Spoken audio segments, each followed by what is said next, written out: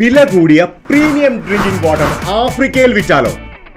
ദാരിദ്ര്യം പിടിച്ചു കിടക്കുന്ന ഈ രാജ്യത്ത് ആരാടെ പ്രീമിയം വെള്ളം കാശ് കൂടുതൽ കൊടുത്ത് വാങ്ങിക്കുന്നത്? എന്നാൽ മനസ്സിലാക്ക്, ആഫ്രിക്കയിൽ ദാരിദ്ര്യം പിടിച്ച ആൾക്കാർ മാത്രമല്ല ഉള്ളത്, അതിസമ്പന്നരുമുണ്ട്, ഒരുപാടുണ്ട്.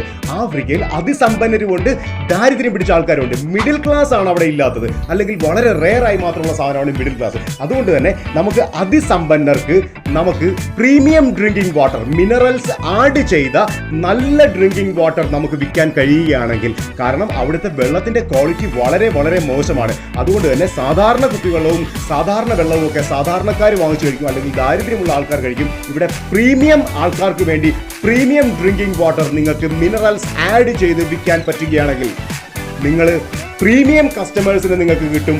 വലിയ രീതിയിലുള്ള കോമ്പറ്റീഷൻ ഒന്നും തന്നെ ഇല്ലാതെ മാർക്കറ്റ് നിങ്ങളുടെ കയ്യിലായിരിക്കും. ആഫ്രിക്കയിലെ ഒരു രാജ്യം പിടിച്ചാൽ പിന്നെ അങ്ങ് പടർന്ന് പന്തലിക്കാൻ 54 രാജ്യങ്ങൾ അവിടെ ബാക്കിയുണ്ട്. മിഡിൽ ഈസ്റ്റിലേക്ക് നിങ്ങൾക്ക് വളരാം, ഇന്ത്യയിലേക്ക് വളരാം. ഇവിടുന്ന് വളർന്ന് അങ്ങോട്ട് പോകുന്നതിന് പകരം അവിടുന്ന് വളർന്ന് ഇങ്ങോട്ട് വരാം. ലോകത്തിന്റെ ബ്രാൻഡായിട്ട് ഇന്ത്യയിൽ കാലുകുത്താം. Yes or no? അത് നിങ്ങളുടെ മാത്രം ചോയ്സാണ്.